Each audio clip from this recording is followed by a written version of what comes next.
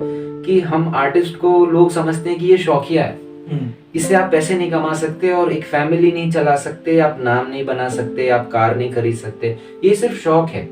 मैं खुशी के मारे पागल हो गया था कि मैं लोगों से और YouTube पे ये तक सर्च कर रहा था कि एयरपोर्ट में जाने के बाद क्या करते हैं और कैसे होता है, क्या क्या रूल्स हैं, अच्छा ये टिकट कैसे देखते हैं। मैं अपने एक दोस्त से, मैं जिस बंदे के साथ रूम शेयर कर रहा था, उससे पूछ रहा था ये टिकट तुझे पता है, अगर पता है तो ये कैसे देखते हैं, इसमें मुझे कैसे पता चलेगा कि मुझे कहाँ जाना है। मुझे तो कुछ समझ नहीं आ रहा है, नंबर लिखे हुए हैं, कोड वर्ड्स लिखे हुए हैं, इंडिगो दिख रहा है।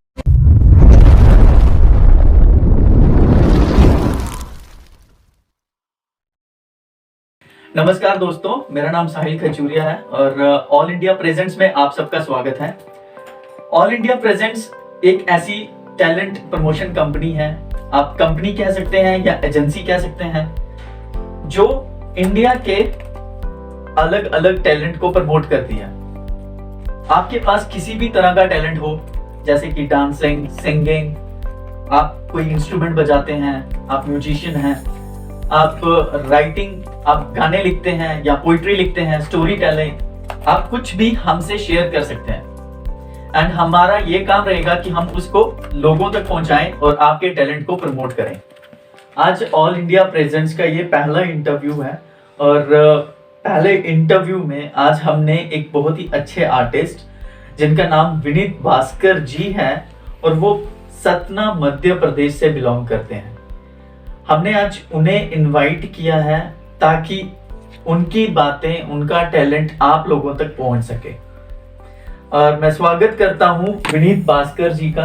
थैंक यू सो मच साहिल, मुझे ऑल इंडिया प्रेजेंस में बुलाने के लिए बहुत बहुत शुक्रिया। पहली बार मैं ऐसा वीडियो इंटरव्यू दे रहा हूँ। न्यूज़पेपर में एक दो बार सतना में अपने छोटे से जो हमारा शहर है वहाँ पे दिया है मैंने, बातचीत हुई है हमारी, पर वीडियो में तो कभी नहीं दिया, थोड़ा नर्वसनेस भी है। तो देखते हैं आज हम क्या बातचीत करते हैं। बहुत बहुत धन्यवाद, बहुत बहुत शुक्रिया इस चैनल में मुझे बुलाने के लिए। आपका भी पहला इंटरव्यू है शायद, तो देखते हैं हम आगे की चर्चाएं कैसी होगी। बहुत बहुत शुक्रिया। शुक्रिया विनीत जी। और विनीत जी, आज आपसे यही बात करना चाहूंगा कि 10 साल का लड़का सतना से जी, जहाँ पे आज के टाइम पे भी अगर हम देखें तो मुझे नहीं लगता कि वहाँ पे इतने रिसोर्सेज होंगे। हाँ, अभी भी रिसोर्सेज थोड़ा कम है वहाँ। और 10 साल का लड़का उस टाइम पे जी, जब रिसोर्सेज बिल्कुल भी नहीं थे जी, और आपने ड्रमर बनने का सोचा। जी, ये जर्नी, ये कहानी तो बहुत लंबी है, बहुत बड़ी है, मैं इतना कुछ बता नहीं पाऊंगा जल्दी जल्दी और इतने कम समय में। लेकिन जहाँ तक मुझे याद है, ये सारी कहानी शुरू हुई थी मेरे स्कूल में। मेरा स्कूल जिसका नाम है ब्लूम्स एकेडमी, वो सतना का उस समय सबसे one of the best school था। आज भी काफ़ी अच्छा स्कूल है वो। और मेरे पेरेंट्स ने डिसाइड किया कि मुझे वहाँ पे एडमिशन कराने को। तो वहाँ पे एक्टिविटीज़, एकेडमिक्स तो बहुत सारी थी, पढ़ाई लिखाई, उसके बाद एक्स्ट्रा करिकुलम जो एक्टिविटीज़ थी बहुत ज़्यादा थी और वो उसको बहुत ज़्यादा प्रमोट भी करते थे। हमारे टीचर्स, हमारे प्रिंसिपल उस समय के, ये इन सब चीज़ों में बहुत ध्यान रखते थे। हमारे टीचर जो मेरे गुरुजी हैं, जिन्होंने मेरे अंदर म्यूज़िक डाला है, सर रामाधर कुशवाहा जी, उनका मैं बहुत शुक्रगुजार हूँ। तो जब ये सारी चीज़ें हो रही थी स्कूल में, तो वो शायद होता है हर किसी के अंदर, शायद मेरे अंदर म्यूज़िक था या म्यूज़िक के अंदर की तरफ मुझे झुकना था। तो जब भी म्यूज़िक होता था तो मैं उधर चला जाता था और ऐसे करते करते ये सिलसिला फिर शुरू हो गया। और फिर सर ने भी पहचाना, मेरे स्कूल ने, और स्कूल वालों ने भी पहचाना। तो ऐसा करते करते ये सारी चीज़ें शुरू हुई। तो बेसिकली वो जो 10 साल का लड़का था जिसने ये सोचा कि म्यूज़िक करना है, वो सिलसिला स्कूल से शुरू हुआ। तो उस म्यूज़िक शुरू करने का श्रेय तो मैं अपने स्कूल को और अपने गुरुजी को देना चाहूँगा जो स्कूल में थे उस समय। जी, और मैंने आपके हर नाम के साथ बहुत जगह पे पढ़ा है कि आप वहाँ पे ड्रमर एंड परकशन प्लेयर जी लगाते हैं। जी जी ये परकशन का मीनिंग क्या है? हमारे दर्शक जरूर जानना चाहेंगे जी। ये परकशन क्या है। हाँ, परकशन को लेके काफी लोग कंफ्यूज हो जाते हैं। एक्चुअली एक जो ड्रमर है, जो ड्रम्स, सिर्फ ड्रम्स प्ले करेगा, आप किसी को बोल रहे हैं कि वो ड्रमर है तो वो सिर्फ ड्रम्स प्ले करेगा। लेकिन परकशन एक फैमिली है जिसके अंदर सारे रिदम इंस्ट्रूमेंट्स आ जाते हैं। तो मैं अपने आप को अगर ड्रमर ना भी बोलूं, सिर्फ परकशन प्लेयर बोलूं, तो I am a drummer basically. So basically it start from tabla, कि परकशन प्लेयर एक तबला भी बजाएगा, वो ढोल भी बजाएगा, वो नगाड़े भी बजाएगा, वो ताशे भी बजाएगा, वो छोटे छोटे भी बजाएगा, वो ये भी बजाएगा, वो हर एक चीज में रिदम निकालेगा, वो एक परकशन प्लेयर है। ओके। जी सो आप ड्रमर, ड्रम के अलावा जी। कितने इंस्ट्रूमेंट और बजा लेते हैं? सी ऐसा ऐसा बिन ड्रामा काफ़ी चीज़ें इजी हो जाती हैं बाकी इंस्ट्रूमेंट्स बजाने के लिए, या फिर आपने कोई जैसे तबला हो गया, अगर वो सारी चीज़ें सीखी हैं तो बहुत इजी हो जाता है और इंस्ट्रूमेंट्स एक्सप्लोर करना। तो तबला मैंने गुरुजी से स्कूल में सीखा था, फिर उनसे स्कूल के बाद भी थोड़ा बहुत सीखा, तो तबला बजा लेता हूँ। ड्रम्स तो ऑफ कोर्स बजाता हूँ। तबला बजाने के कारण मैं थोड़ा बहुत जेम्बे, डोबुका, फिर कुछ टिम्बाले, फिर ढोल में भी अभी मैंने काफ़ी कुछ शुरू किया। फिर एक फ्लेमिंको इंस्ट्रूमेंट, बहुत प्यारा इंस्ट्रूमेंट आजकल लोग बजा रहे हैं, कहोन, वो भी काफ़ी अच्छे से एक्सप्लोर करता रहता हूँ मैं। और ऐसे कई इंस्ट्रूमेंट्स हैं जिनका हमें नाम पता नहीं होता है या हम खुद से इनोवेट करते हैं उसको। तो ऐसे कई इंस्ट्रूमेंट्स होते हैं, मैं उसको काफ़ी बजा लेता हूँ। और आपने 10 साल की एज से ये इंस्ट्रूमेंट बजाना सीखे जी। और आपको हर एक तरह की सपोर्ट वहाँ पे मिल जाती थी? सपोर्ट नहीं, सपोर्ट का थोड़ा सा वहाँ पे एक्चुअली रिसोर्सेज नहीं है, वहाँ पे बहुत छोटा शहर है हमारा, तो सपोर्ट की थोड़ा कमी होती है, चाहे वो आपकी फैमिली से हो या आपके सराउंडिंग से हो, थोड़ा सपोर्ट की कमी होती है। पर see it's a different story, हर किसी की स्टोरी अलग होती है, हर किसी की जर्नी अलग होती है जी। तो सबका अलग अलग एक्सपीरियंस है। मेरा एक्सपीरियंस कुछ और था। तो कई स्कूल जूनियर्स हैं जो बोलते हैं मुझे कि मुझे भी म्यूज़िक में आना है और मुझे कोई गाइडेंस दीजिए। मैं उन्हें बताता हूँ, बट मेरा क्या था कि मैं बहुत लड़ाकू किस्म का था, तो मुझे जब सपोर्ट घर से नहीं मिलता था या स्कूल से नहीं मिलता था, होपफुली जब वीडियो बाहर आएगा और मैं शेयर करूँगा तो मेरे स्कूल टीचर्स भी देखें, वो मुझे बहुत मारते थे, और पर मैं फिर भी म्यूज़िक करता था। तो एक अड़ियलपन था म्यूज़िक के लिए, बट सपोर्ट की कमी होती है। बट हाँ, मैंने ये भी देखा है, कई पेरेंट्स हैं, कई फैमिलीज हैं, स्कूल्स हैं कुछ जो बहुत सपोर्ट कर रहे हैं। मेरे स्कूल जो मेरे गुरुजी हैं, वो मेरे हिसाब से सतना के one of the best music teacher हैं। वो मैं इसलिए नहीं बोल रहा हूँ क्योंकि वो मेरे टीचर हैं, बिकॉज उनके अंदर मैंने काफ़ी चीज़ें देखी हैं, और वो एक्चुअली में जब वो जानते हैं कि ये बच्चे के अंदर है या मैं इसको सिखा सकता हूँ या ये सीख लेगा, तो एक्चुअली में वो पर्सनली उस पर मेहनत करते हैं। तो ऐसा बहुत सारे म्यूजिक टीचर्स को मैं जानता हूँ वहाँ पे, बट ऐसा मैंने कभी देखा नहीं, मैं पर्सनली भी नहीं जानता उन्हें, तो शायद हो सकता है उनकी अप्रोच हो। बट हाँ, वो एक फैक्टर तो है कि वो गुरु जी हैं, तो मैं शायद उनका नाम ले रहा हूँ, पर मैंने उनके साथ बहुत समय बिताया, तो उनका थॉट प्रोसेस थोड़ा अलग है। तो विनीत जी, जितना कि मैंने आपके बारे में पढ़ा और सुना है, आपके जो पिताजी हैं वो किसान हैं जी। जब उन्होंने सुना होगा कि 10 साल का बच्चा मेरा ड्रमर बनना चाहता है, तो उन्हें कैसा लगा? उन्हें तो बिल्कुल ही बहुत शौक हो गए थे वो। अभी तो मुझे बहुत हंसी आ रही है वो इंसिडेंट सोच सोच के, सारा फ्लैशबैक में चला जाता हूँ जब भी ऐसी कोई बातें मुझसे पूछता है। पूरी तरीके से फार्मिंग को नहीं कह सकता, पर हाँ, भरण पोषण हमारा फार्मिंग से होता था। मेरे पापा एक्चुअली बैंक में जॉब करते थे, गवर्नमेंट जॉब थी, इतने बड़े बैंक में नहीं थी बट थी। खैर उतने पैसे काफ़ी नहीं थे, ऑब्वियसली कॉर्पोरेटिव बैंक में थे, पर हाँ, भरण पोषण खेती किसानी से ही होता था। सतना में भी खेती है, हमारे गाँव में भी खेती है, तो वही सारी चीज़ें थी। और उन्हें तो बहुत अजीब लगा था, उन्हें तो समझ नहीं आया, उन्हें लगा कि बहुत मजाक की बात है, तो उनके लिए शॉकिंग तो था। उन्होंने शुरू में उनको लगा कि ये थोड़ा बचपना है इसका, बड़ी स्कूल, कभी उनको ऐसा भी लगा कि बड़ी स्कूल में डाल के शायद गलती कर दी, भटक रहा है, क्योंकि वो चाहते थे मैं कोई इंजीनियर, डॉक्टर, IAS IPS कोई अच्छी नौकरी लूँ, क्योंकि वो खुद भी एक गवर्नमेंट बैंक में थे। तो हर एक माँ बाप का होता है, और I am the only son, तो उनको वो भी लगता था, एक छोटे से परिवार से थे तो उन्हें लगता था एक ही बेटा है मेरा, मेरी 3 बहनें, 2 मुझसे बड़ी हैं, एक छोटी है, तो उन्हें वो भी लगता था कि एक अकेला बेटा है, इसको पढ़ा रहा हूँ ठीक से, तो क्या करेगा, कैसे करेगा। तो शुरू में थोड़ा शॉकिंग थे, थोड़ा कॉन्शियस भी हो गए, पर हो गया, धीरे धीरे करने लगे हम चीज़ें। उस समय तो सब ठीक था, फिर आगे सिलसिला मेरा म्यूजिक का मैंने चोरी छिपे शुरू कर दिया।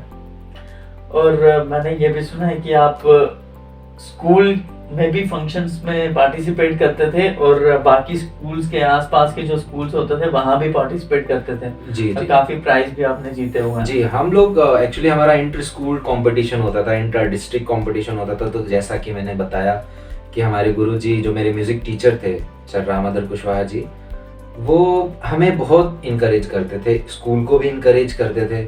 हमारे जो सीनियर्स थे उन्होंने भी बहुत बड़ी बड़ी ट्रॉफीज जिताई यही म्यूज़िक में, कॉम्पिटिशन्स जीते। फिर एक समय आया जब मुझे भी कई मौके उनकी वजह से मिले, या फिर सर ने कई बार ऐसा भी बोला कि तुम्हें प्रूफ करना होगा तभी मौके मिलेंगे। तो वो भी आया। तो हाँ, कॉम्पिटिशन तो हमने बहुत जीते हैं स्कूल में। तो स्कूल में जब कंपटीशन जीतते थे तो लड़कियां बहुत फैन भी होती होंगी। मेरा ऐसे मुझे अभी तक तो पता नहीं है, पर मैं पता जरूर करूंगा कि कौन कौन फैन था अभी इंटरव्यू के बाद। उस समय तो मेरे को किसी ने बताया नहीं, बट हाँ लोग काफी जानने लगे थे स्कूल में। छोटा बच्चा बड़ा बच्चा, या तो मैं उन्हें जानता था या तो वो मुझे जानते थे, ऐसा होता था। सो आपने अपनी जो स्टडीज है 12th तक की स्टडीज आपने सतना से करी है। जी हाँ। एंड उसके बाद मैंने सुना है कि आपने पढ़ाई में मतलब पढ़ाई छोड़ दी। जी, मैंने पढ़ाई बिल्कुल छोड़ दी। ऐसा नहीं कि मैंने कोशिश नहीं करी, और ऐसा भी नहीं है कि मैं बहुत ही खराब था पढ़ने में, मैं ठीक ठाक था पढ़ाई में। पर आपका इंटरेस्ट जो था वो इंस्ट्रूमेंट की तरफ। हाँ, मेरा म्यूजिक बहुत ज्यादा हावी था। मैं आपको बताना चाहूंगा, मेरा म्यूजिक इतना ज्यादा हावी था कि मैं 12th में फेल हो गया था। मैं बोर्ड एग्जाम्स में फेल हो गया था और मुझे 12th वापस से पढ़ाई करनी पड़ी। और वो एक साल बहुत गिल्ट में था कि यार मैं फेल हो गया हूँ। मेरे पापा बहुत काफ़ी सैड हो गए थे।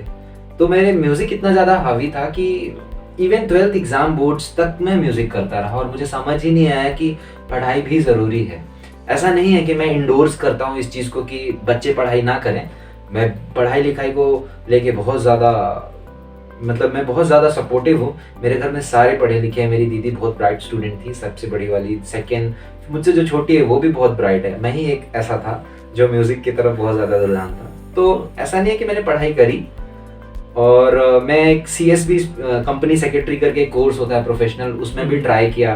बीकॉम भी किया। बीकॉम मैंने सेकेंड ईयर में छोड़ दिया, तो हो ही नहीं पाया मुझसे, किताबें देखी नहीं गई मुझसे। 12th के रिजल्ट आपके पिताजी ने देखा जी।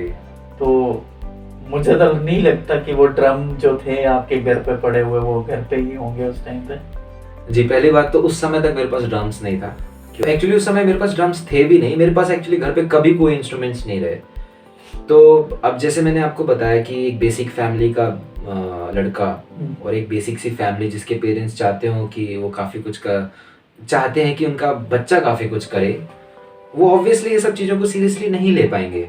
और शायद हमारी अपब्रिंगिंग ऐसी थी, या जो भी भगवान का आशीर्वाद कह लें, मुझे वो समझ थी कि अगर मुझे कहीं से सपोर्ट नहीं मिल रहा है तो क्यों नहीं मिल रहा है, और मिल भी रहा है तो क्यों मिल रहा है। मेरी बहनें मुझे बहुत सपोर्ट करती थी, नो डाउट। तो ड्रम्स तो नहीं थे 12th के एग्जाम के बाद। हाँ, पर सीन बहुत खराब हो गया था, मैं इंटरव्यू में बता नहीं सकता। काफी दर्शक हमारे सुनना चाहेंगे, इवन मैं खुद सुनना चाहूंगा।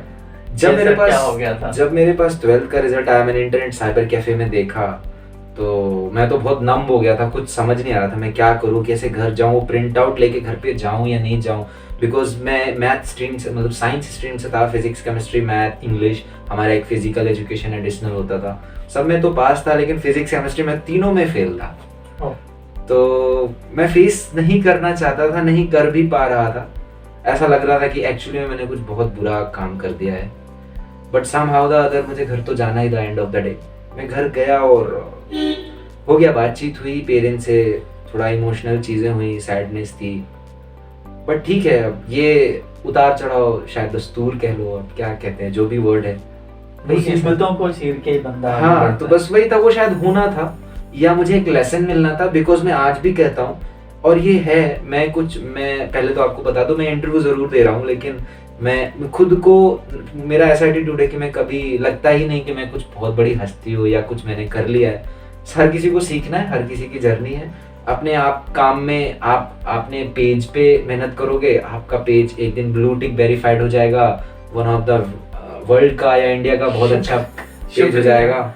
हम उस दिन याद आएगा कि मैंने इसमें इंटरव्यू दिया था। शुक्रिया। तो वो अपनी जर्नी होती है। तो कभी भी ऐसा लगा नहीं मुझे कि मैं कुछ हूँ।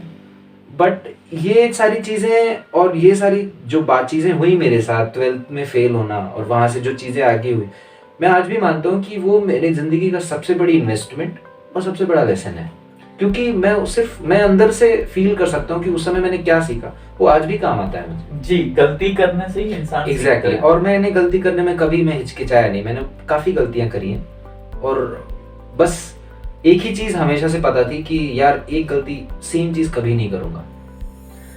और शुक्रिया हमारे चैनल को ब्लू टिक दिलवाने के लिए। हम भी यही चाहते हैं कि हमारा चैनल, हमारा जो यूट्यूब चैनल एंड पेज जो है वो जल्दी से ग्रो करे, ताकि हम विनीत जी की तरह और भी टैलेंटेड हस्तियों को आप सबसे मिलवाएं, और उसके लिए हमें आपका पूरा सपोर्ट चाहिए।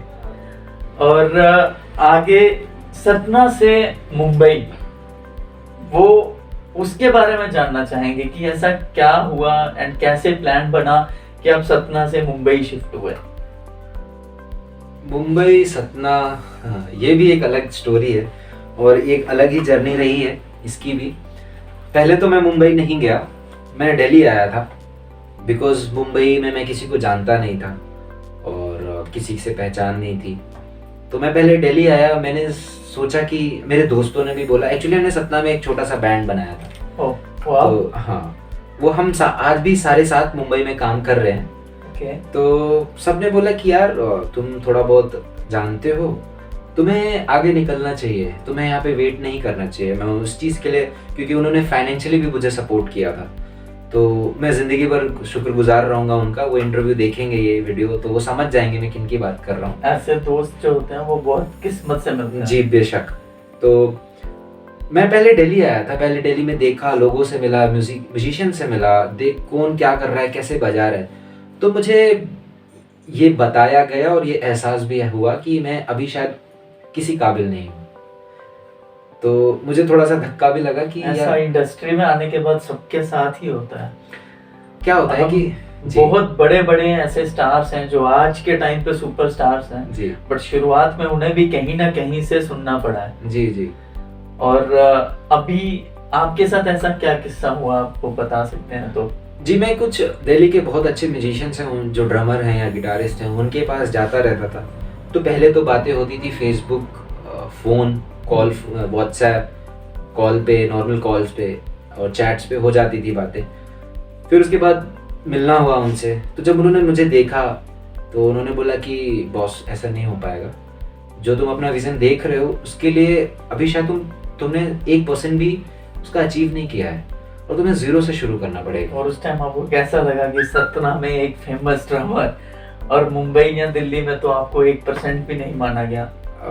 अच्छा तो नहीं लगा था, थोड़ा रोना भी आया था मुझे, बहुत बुरा लगा था। मैं कॉन्फिडेंस भी लूज हो गया था मेरा, बिकॉज मैं सतना में आई गेस मैंने 4 से 5 साल एज अ प्रोफेशनल म्यूजिशियन काम किया था सतना लोकल म्यूजिशियंस के साथ। तो अच्छा तो बिल्कुल नहीं लगा था, बट शायद वो भी एक लेसन था मुझे आगे पुश करने के लिए या किक देने के लिए।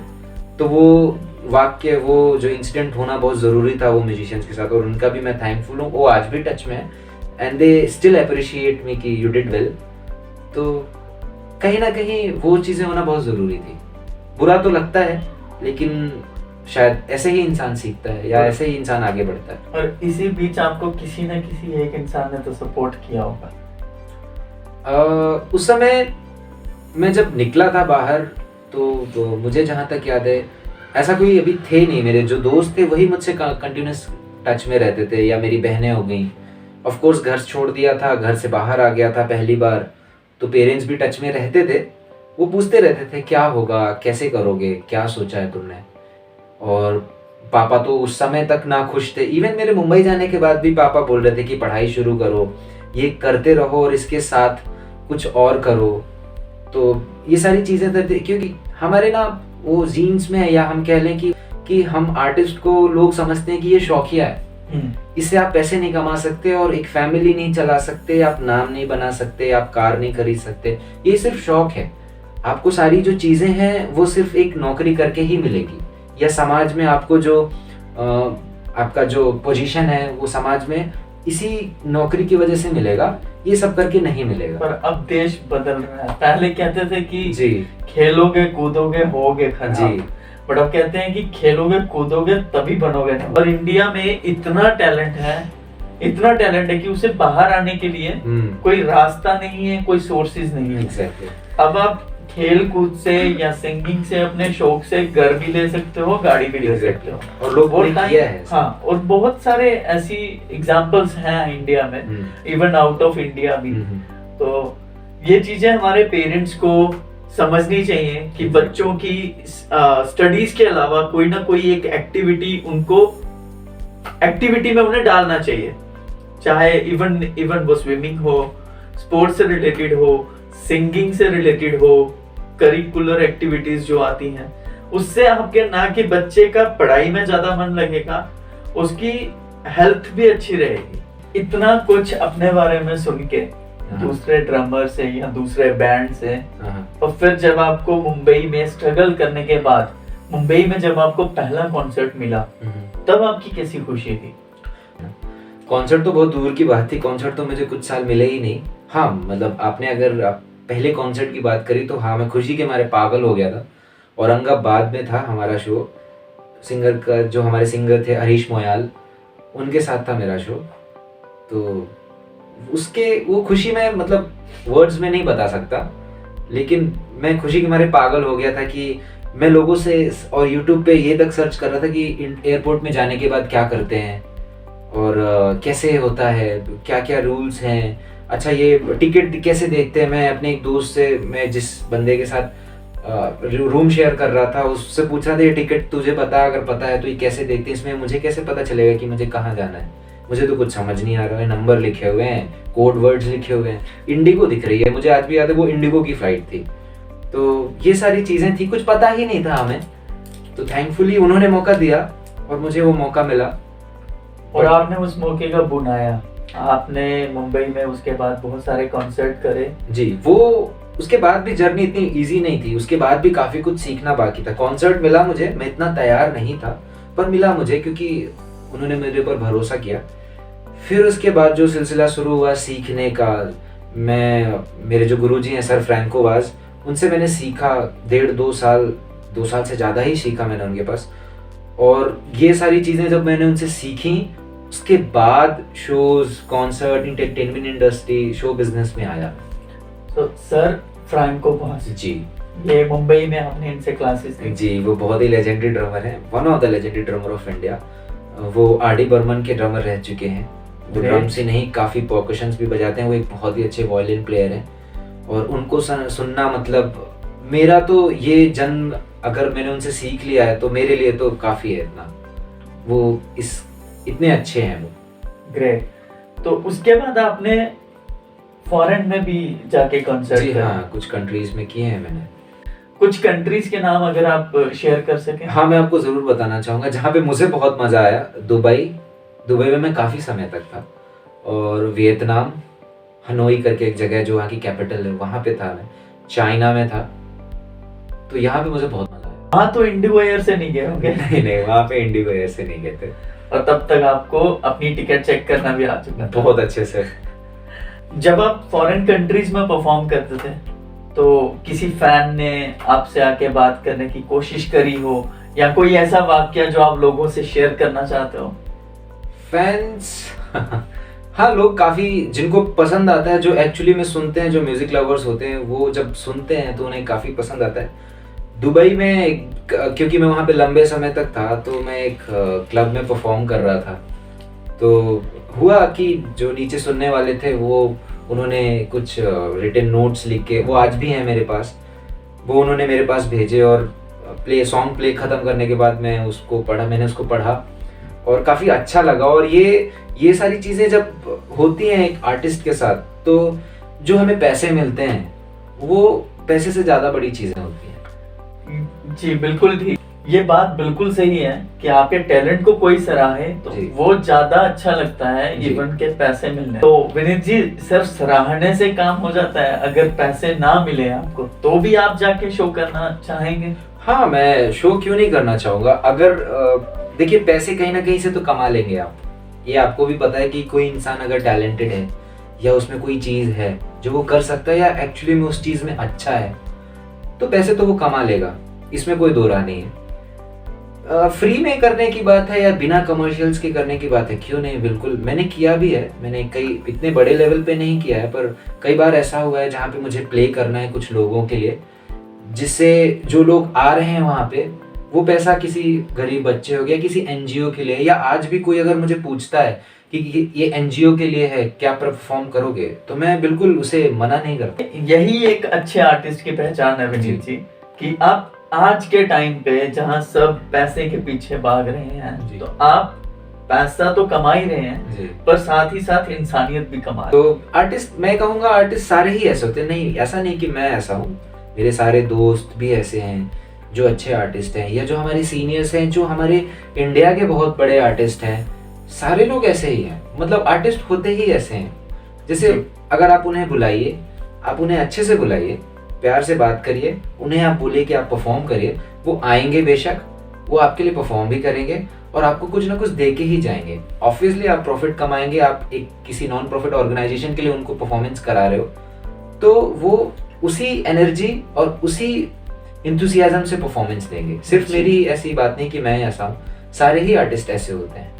तो विनीत जी, आपकी सारी बातें सुनने के बाद मुझे लगा है कि आप बहुत ही डाउन टू अर्थ हैं और आप एक ऐसे इंसान हैं जो आज तक ये नहीं भूला है कि वो 10 साल का लड़का था जो सतना मध्य प्रदेश से स्टार्ट करा और मुंबई में बहुत सारे कॉन्सर्ट करे, अदर स्टेट्स में इंडिया की आपने बहुत सारे कॉन्सर्ट करे और 6 से 7 कंट्रीज में भी आप विजिट कर चुके हो एंड वहां पे भी लोगों का जो दिल है वो खुश कर चुके हो अपने टैलेंट की वजह से।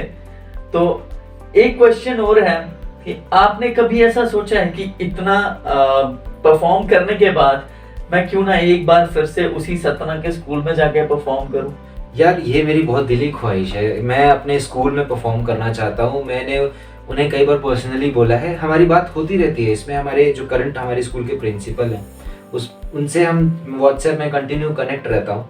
वो ऐसा अभी कुछ बन नहीं पा रहा है। लास्ट ईयर कुछ ऐसा हम प्लान कर रहे थे, देन कोरोना आ गया तो सबकी लाइफ ही चेंज हो गई। तो मैं तो वहाँ पे आप कह सकते हैं कि बस आज बोलो और मैं वहाँ पे चलने के लिए तैयार हूँ। कोई पैसा नहीं, कुछ नहीं, मैं खुद से टिकट करके वहाँ जाऊँगा, परफॉर्म करूँगा। बस वो मुझे बोलें कि आपको परफॉर्म करना है, सारी इन्वेंटरीज मिलेंगी आपको, कोई मुश्किल नहीं है वहाँ पे।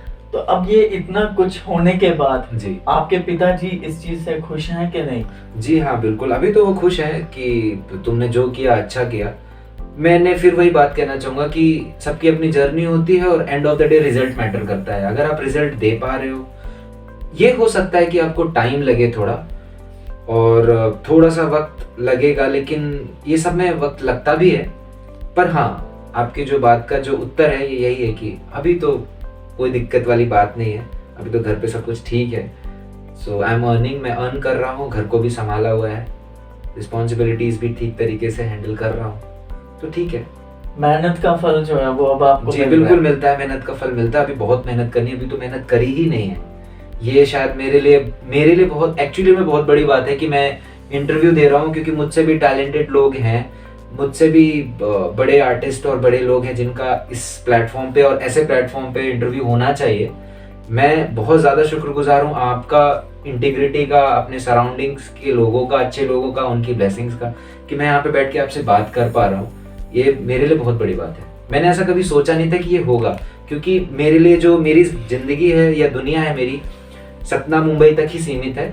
मुंबई से लेके मुंबई के बाद हम जहाँ भी बाहर ट्रैवल करने जाते हैं वो एक ज़िंदगी है।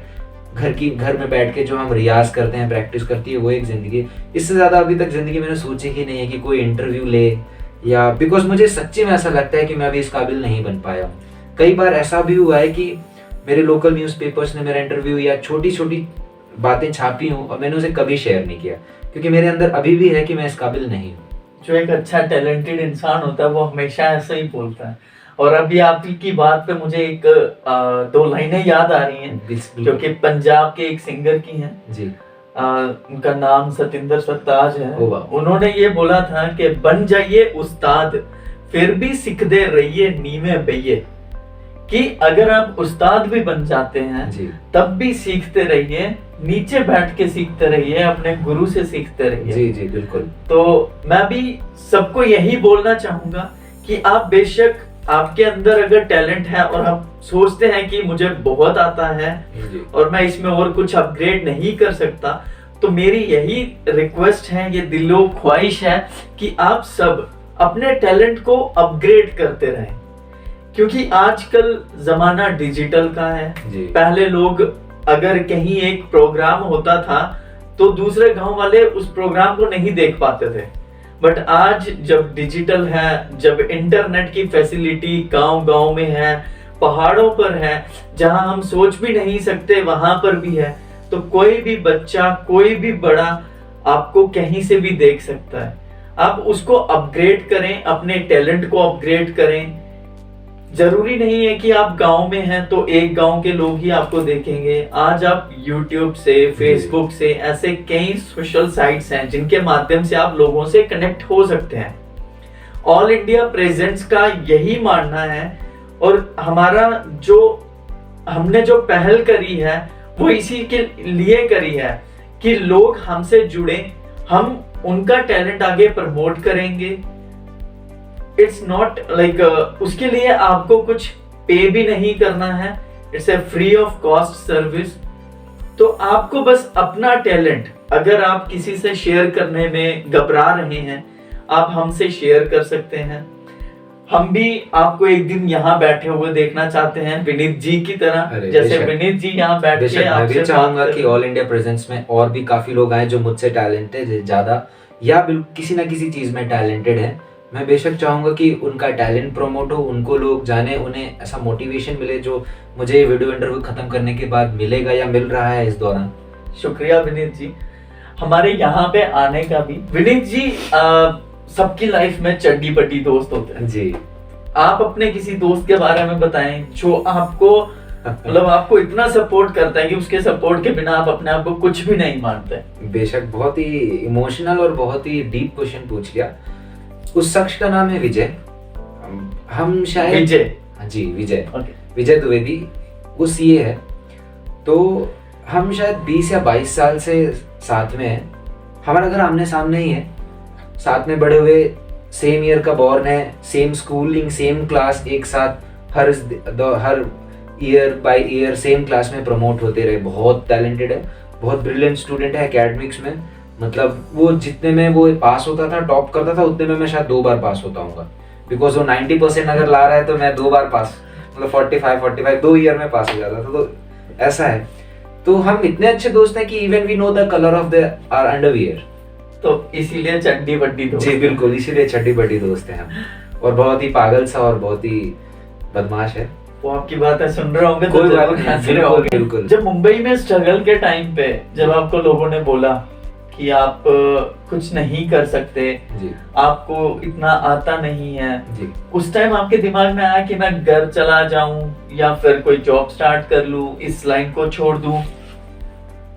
देखिए ख्याल तो बहुत सारे आते हैं, बहुत अच्छे भी आते हैं, बहुत बुरे भी आते हैं, और समय वो बिल्कुल ठीक नहीं था या ठीक नहीं करूं। देखिए एक चीज लोग बोलते हैं स्ट्रगल, मैंने कहीं तो किसी से सुना था कि ये स्ट्रगल वर्ड ही गलत है, और मैं भी ये मानता हूँ स्ट्रगल वर्ड गलत है। आज मैं स्ट्रगल पैदल कर रहा हूँ, कल मैं मेट्रो में करूंगा, फिर बस में, फिर कार में, फिर BMW में, फिर चॉपर में।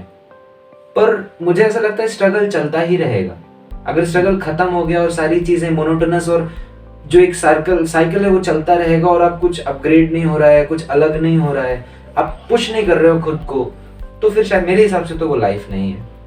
और जब लोगों ने मुझे बोला कि तुम उस काबिल नहीं हो या कुछ नहीं हो सकता, मुझे ये बिल्कुल नहीं लगा था कि मुझे वापस चले जाना चाहिए, बिकॉज मेरी बहन ने बोला था कि तुम वापस मत आना, क्योंकि मैं तुम्हें ट्रेन से उतरने नहीं दूंगी। तो अगर झाड़ू लगाने के वहाँ पे 90 रुपए मिलते हैं तो तुम वो करना पड़े तो वो भी करना, पर तुम वापस मत आना। जिस चीज के लिए गए हो उसी चीज को हासिल करके आना। और मेरे पापा ने भी बोली थी कि तुमने पढ़ाई छोड़ दी, तुमने सब कुछ छोड़ दिया इस म्यूजिक के लिए, मुझे नहीं पता तुम कैसे करोगे, बिकॉज वो बड़े भोले से और वैसे इंसान है कि उनको सच्ची में सब के बारे में नहीं पता। उन्हें पढ़ाई लिखाई देखी है, और पढ़ाई लिखाई से ही उन्हें ऐसा लगता है, आज भी लगता है कि सब कुछ किया जा सकता है। अब मैं कर रहा हूँ तो उनका एक बेटा है जो कर रहा है, उसके लिए कारण खुश है वो। पर उनकी जो बातें थी मुंबई में लोगों की, कभी ये नहीं करी कि मैं वापस चला जाऊं, क्योंकि वो सही थे। एक्चुअली मैं आपको सही बताऊं, वो बात सही थी उनकी, क्योंकि मैं एक्चुअली में काबिल नहीं था। देखिए कुछ चीजें होती हैं आपके अंदर होती हैं, लेकिन आपको उसे नरिश करना होता है। तो म्यूजिक हो सकता है मेरे अंदर था या है, लेकिन मैंने शायद उसको कभी नरिश नहीं किया, प्रैक्टिस नहीं करी, किसी कहीं अच्छी जगह से सीखा नहीं। तो वो जो उन्होंने लोगों ने चीजें बताई वो एक्चुअली मेरे लिए इनलाइटमेंट था, मार्गदर्शन था कि तुम अब नहीं कर सकते, बिकॉज अगर तुम्हारी अप्रोच ये है तो तुम नहीं कर पाओगे। वो जो सच भी है। अगर कोई आज बंदा आए जो 19 साल की उम्र में चला गया था मुंबई, कोई 19 साल का लड़का मुंबई में से मुझसे बाहर गांव छोड़ के आएगा और बोलेगा कि मुझे कॉन्सर्ट करने, मैं भी उसको यही बोलूंगा कि आपने कितना सीखा है, क्या प्लेइंग है आपकी। बिल्कुल से जी, और जब आप अगर होगे तो मैं उसे, अगर मैं कुछ कर सकता हूँ तो मैं करूंगा, या वो खुद ही कर लेगा। लेकिन अगर वो नहीं है और वो सारे ख्वाब देख रहा है तो वो शायद गलत है उसके लिए, उस समय के लिए उसे थोड़ा ठहराव लाना पड़ेगा, रुकना पड़ेगा, देखना पड़ेगा कि मैं क्या कर सकता हूँ। तो फिर मैंने कुछ आगे की जर्नी अपनी शुरू करी और कुछ काम ढूंढा। ये वही होता है कि जब हम लोग कहते हैं ना कि हमें पॉजिटिव सपोर्ट तो मिल रहा है, जी। बट हमें हमारी जो कामयाबी होती है उसमें कुछ नेगेटिव सपोर्ट का भी हाथ होता है। हाँ, तो वो ही बिल्कुल। नेगेटिव सपोर्ट आपको मुंबई में मिला। बेशक बेशक। और मैं वो जो म्यूजिशियंस थे, वो जो लोग थे, मैं उनसे आज में भी टच में हूँ। उन्हें भी अच्छा लगता है मिलके कि एक जो लड़का आया था जिसके पास अच्छे कपड़े नहीं या अच्छा दिखता नहीं, तो आज इसने थोड़ा बहुत कुछ कर लिया है। मैं आज भी मेरा ऐसा मानना है कि मैं उनके 10% भी नहीं हूँ। ये आपकी महानता है। इनकी बातों से आप सबको भी ये सीखना चाहिए कि अगर कोई आपको ये दिखाता है, ये बताता है कि आप अभी इस चीज में परफेक्ट नहीं है, तो परफेक्ट बनिए, डीमोटिवेट ना होए, बेशक उससे सीखें और उसी इंसान के पास बाद में जाएं, या फिर वही इंसान आपके बारे में बोले कि ये वही लड़का था या वही लड़की थी जिसको मैंने ये बोला था और आज देखो ये कहां पर पहुंचे हैं। तो मेहनत करें, अपने आप को उस काबिल बनाएं कि आप जाके उसको जवाब दे सकें। तो विनीत जी, आप इतना भी परफॉर्म कर चुके हैं दुबई में, थाईलैंड में, बाहर 2-4 और कंट्रीज में, तो आपका ऐसा क्या फ्यूचर प्लान है? अभी आगे की क्या सोच रहे हैं? अभी करेंटली तो मुझे बहुत सारे कॉन्सर्ट्स करने हैं, बहुत सारा पैसा कमाना है और बहुत सारे नए नए इंस्ट्रूमेंट सीखने और खरीदने हैं। और अभी तो मेरी लाइफ में सिर्फ कॉन्सर्ट्स, प्रैक्टिस और लोगों से मिलना जुलना, आप जैसे लोगों से मिलना जुलना, नए म्यूजिशियन से मिलना जुलना और उनको सीखना। बिकॉज मैं अभी उस स्टेज में नहीं आया हूँ कि इससे ज़्यादा कुछ सीख पाऊँ सीरियसली। ये हमारा सौभाग्य है कि हम आपसे मिले। मेरा भी। आपका रोल मॉडल कौन है? किसको देख के आप मोटिवेट होते हैं? किसको देख के मैं मोटिवेट होता हूँ? यार, मोटिवेशन जो है एक अंदर से आती है, मुझे ऐसा लगता है। जो हमारे इनर एक्सपीरियंस होते हैं, सतना से दिल्ली आना, दिल्ली से वापस सतना जाना, फिर एक ब्रेक बहुत बड़ा, फिर मुंबई, वहाँ की बहुत जर्नी, वहाँ के लोगों के साथ उठना बैठना, उन लोगों से जो सीखना, वो सारी चीज़ें मोटिवेट करती हैं आपको। क्योंकि मुझे ऐसा लगता है एज अ म्यूजिशियन, जब मैं परफॉर्म करता हूँ तो वो एनर्जी वहीं से आती है मुझे कि मैंने क्या किया है, कैसे किया है, आज मुझे अच्छा परफॉर्म करना है, तभी मेरे आगे के लिए अच्छा होगा, मुझे प्रैक्टिस बहुत सारी करनी है। और यही सारी चीज़ें आपको मोटिवेट करती हैं। और रोल मॉडल तो बहुत सारे हैं। हमारे स्कूल में एक ड्रमर थे, मिस्टर अपूर्व सिंह। पहले तो मेरे रोल मॉडल वही थे, उन्हीं के कारण जो भी हूँ मैं हूँ आज, क्योंकि वो म्यूजिक नहीं करते तो शायद मैं भी नहीं करता। और बेसिकली वो भी ड्रमर थे, तो ड्रम्स मतलब इतना ज़्यादा मुझे अच्छा लगता था कि जब वो प्ले करते थे तो मैं उन्हें ही देखता रहता था। और दूसरी चीज़, मैं उनका जूनियर था, तो जूनियर होने के नाते हमें छोटे इंस्ट्रूमेंट्स मिलते थे। तो एक दूसरी चीज़ ये भी थी कि हम छोटे इंस्ट्रूमेंट बजाते थे तो लड़कियां हमें देखती ही नहीं थी, सारी लड़कियां वो ले जाते थे, सब उन्हें ही देख रहे हैं। तो मैंने बोला भाई, ये जो इंस्ट्रूमेंट है ये बहुत अच्छा है, ये लग भी अच्छा रहा है, बड़ा भी है, लड़कियां भी इन्हें देख रही हैं, और मैं भी यही बजाऊं, तो मैं भी यही बजाऊंगा। तो मैं अपने सर को बोलने लगा मुझे ये इंस्ट्रूमेंट सीखना है। अब सर मेरे को लेके बहुत सीरियस हो गए थे, तो सर बोले नहीं, तुम्हें तबला और ये सब का नॉलेज लो, ड्रम्स बहुत दूर है अभी। तो वो एक अलग ही, वो भी एक तरह का मोटिवेशन था कि मैं ड्रम्स के लिए बहुत ज़्यादा अट्रैक्टेड हुआ और करना है कि मुझे भी लोग जानेंगे, मुझे भी लड़कियां जानेंगी या ऐसा कुछ। और आपने फिर बॉलीवुड प्लेबैक सिंगर्स के साथ भी कोलैब करा है? जी हाँ, मैंने काफ़ी सिंगर्स के साथ बजाया है। मैंने हरीश मोयल के साथ बजाया, मैंने भूमि त्रिवेदी के साथ बजाया, मैंने अभिरुचि सिंह के साथ बजाया है, मैंने एक जी म्यूजिक के लिए एक गाना किया है स्वरूप खान जी के लिए। तो काफ़ी लोगों के साथ काम किया है और करते रहेंगे और आगे भी करना है। कोई भी आर्टिस्ट हो, हाँ। चाहे सिंगर हो या फिर म्यूजिशियन हो, कोई भी हो जो टैलेंटेड इंसान, जी, वो टैलेंट तब तक बाहर नहीं आता जब तक उसे कोई किक नहीं मिलती। तो आपके दिमाग में या आपके दिल में ऐसा क्या चलता रहता है जो आपको हरदम एक्टिव रखता है? काफ़ी सोचने वाला क्वेश्चन है, पर हाँ, एक चीज़ मुझे बहुत ज़्यादा घर कर गई थी। एक इंसान है, वो बहुत ही महान एक्टर है हमारी सदी के, जिनका नाम है ले सकते हैं जी, मिस्टर नवाजुद्दीन सिद्दीकी। तो वो जब मैं मुंबई गया, देखिए मुंबई जाने के पहले तो मेरे को ये था कि मुझे मुंबई जाना है, तो वो एक अलग ही मुंबई मेरे लिए मोटिवेशन था कि मुझे मुंबई जाना है, पैसे जुड़ने हैं, ये करना है, वो करना है, ऐसे करना है। लेकिन मुंबई जाने के बाद, अच्छा वो एक समय था उस टाइम, हाल ही में उनकी गैंग ऑफ वासेपुर ये सब मूवीज आई थी, तो वो एकदम उठ रहे थे।